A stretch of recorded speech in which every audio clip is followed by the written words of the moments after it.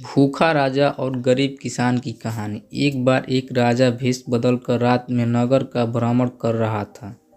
अचानक वर्षा होने लगी। उसने एक मकान का दरवाज़ा खटखटाया। अंदर जाकर राजा ने गृहस्वामी से कहा, मैं कई दिनों से भूखा हूँ। भूख के मारे मेरे प्राण निकल रहे हैं। जो कुछ भी हो मुझे तुरंत खाने को दे दो। गृहस्वामी स्वयं अपनी पत्नी व बच्चों सहित 3 दिन से भूखा था। घर में अन्न का एक दाना तक न था। वह बड़े धर्म संकट में पड़ गया। उसे समझ नहीं आ रहा था कि वह अपने भूखे अतिथि को कहाँ से भोजन कराए। तभी उसके मन में एक विचार आया।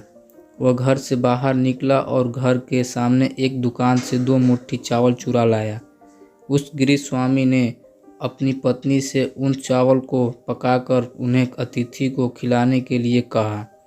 अगले दिन दुकानदार ने राजा से पड़ोसी की शिकायत की और कहा कि उसने दुकान से चावल चुराया है। राजा ने तत्काल उस व्यक्ति को बुलवाया और चावलों की चोरी के बारे में पूछा। उस व्यक्ति ने अपने अपराध स्वीकार करते हुए बीती रात की पूरी घटना सुना दी। हाथ जोड़कर कहा, महाराज, मेरा स्वयं का परिवार 3 दिन से भूखा था। मैंने अपने लिए चोरी नहीं की और ना ही कभी करता। चाहे प्राण निकल जाते, परंतु आधी रात में घर पर आए अतिथि को भूखा नहीं देख सकता था। राजा यह सुनकर बहुत दुखी हुआ। उसने बताया कि अतिथि वह स्वयं था। फिर उसने उस दुकानदार को बुलवाया और पूछा कि क्या उसने अपनी दुकान से पड़ोसी को रात में चावल चुराते हुए देखा था।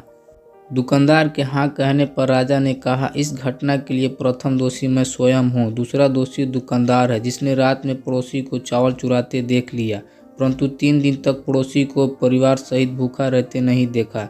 इसने अपना पड़ोसन धर्म नहीं निभाया। राजा ने उस दुकानदार को जाने के लिए कहा और उस गृहस्वामी से अतिथि निष्ठा भाव के प्रसन्न होकर 1000 सोने की असरफियाँ उसे इनाम में दे दी। दोस्तों, इस कहानी से हमें शिक्षा मिलती है कि हमें अतिथि का सम्मान करना चाहिए। और देखा जाए तो हमारे ग्रंथों में लिखा है कि अतिथि परमो धर्म, मतलब कि अतिथि का सत्कार हमारा परम धर्म है।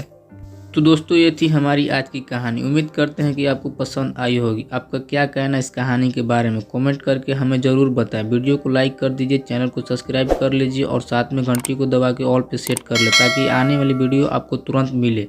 मुझे दीजिए अगली वीडियो तक इजाज़त। तब तक के लिए धन्यवाद। Thank you so much.